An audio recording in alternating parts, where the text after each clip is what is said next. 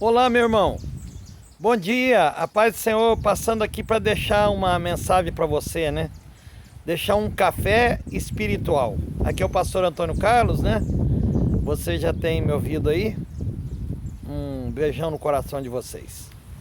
Eu estava aqui agora há pouco pensando, né? O que Deus pensava sobre em relação ao povo de Israel. E eu quero dar duas inferências e uma referência em Jesus. Quando aconteceu aquele milagre do Davi derrotar o gigante Golias, o que Deus queria? Deus queria que as pessoas olhassem para o povo de Israel, vissem aquele milagre e desejassem ter o Deus que o povo de Israel tinha, entendeu? Com a conduta, com a vida que aquele povo tinha, era isso que Deus queria, né?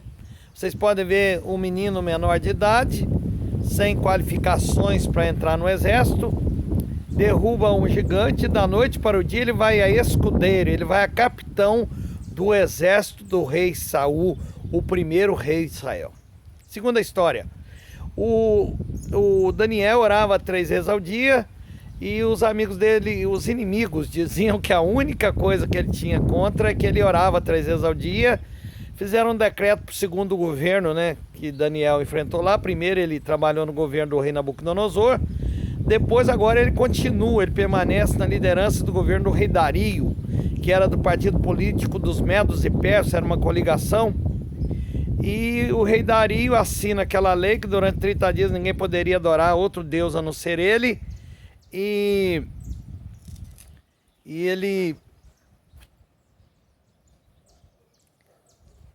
ele acaba sendo encontrado, ele não pensa em Daniel. Daniel estava orando, porque ele orava 3 vezes ao dia, orava de janela aberta por causa da oração do rei Salomão. Quando o rei Salomão inaugurou o templo de Jerusalém, ele disse que onde houvesse um judeu que orasse para o lado do templo, para o lado lá da construção do templo, fosse protegido, fosse guardado, fosse abençoado. Então ele orava de janelas abertas para aquele lado, né? Geograficamente. E interessante, ele foi jogado na cova dos leões.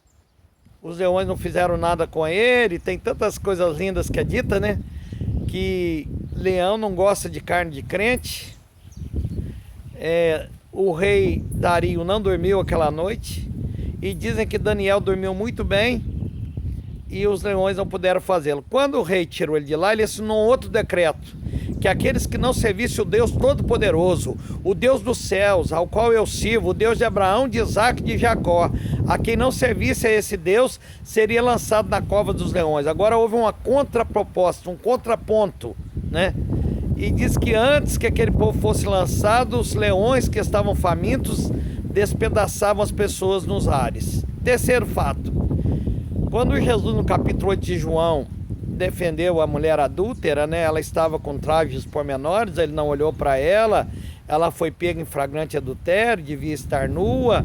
Ele ficou escrevendo na areia, a gente não sabe o que ele escrevia, ele esperou o povo se acalmar e depois ele disse: quem não tiver pecado atire a primeira pedra. Aquela mulher aquele povo foi-se embora e ela ficou. Ele olhou para ela e falou: eu também não te condeno. Ele era o único que poderia condená-la, porque ele não tem pecado, nunca teve pecado. E ele disse para ela: vai e não peques mais. Interessante, Jesus não disse: vem e siga-me. Todo líder religioso, todo pensamento ideológico sempre quer que a pessoa siga, né? Vem, me segue, vem para o meu grupo, vem para a minha igreja. Jesus disse assim, falou: vai e não peques. Por quê? Porque é impossível você encontrar Jesus e não segui-lo, não querer servi-lo com toda a sua vida e até os fins da sua vida, tá? Fica aqui a minha palavra. Jesus queria que agora a igreja fosse assim.